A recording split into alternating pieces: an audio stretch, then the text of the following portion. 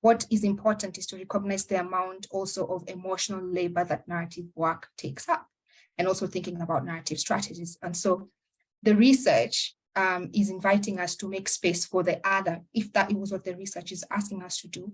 What does this mean for movement work in terms of making space for healing and grieving? And also what narratives would be possible then if we make space now for relationally healing and grieving, and really having space for reflection.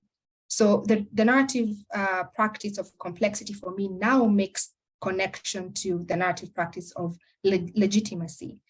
What narratives are legitimate do tend to be dominant, as has been demonstrated.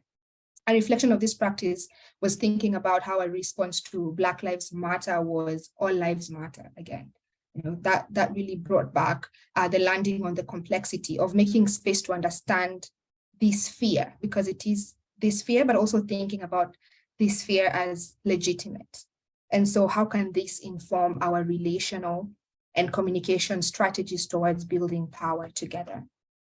A question that keeps coming back to me is, how do we make space for fear?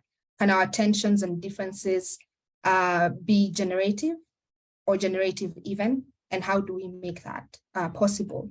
And so the research is an invitation for me and all of us at NNI to continue to explore ways in which we can hold space for these important conversations while centering those who are disconnected, marginalized, while prioritizing inclusive collaboration in a way that cuts across silos and disconnects across regions, languages, technical fields, across movements, everybody. We see the building of trust and development of relationship as fundamental to this work of bridging and building collaboration.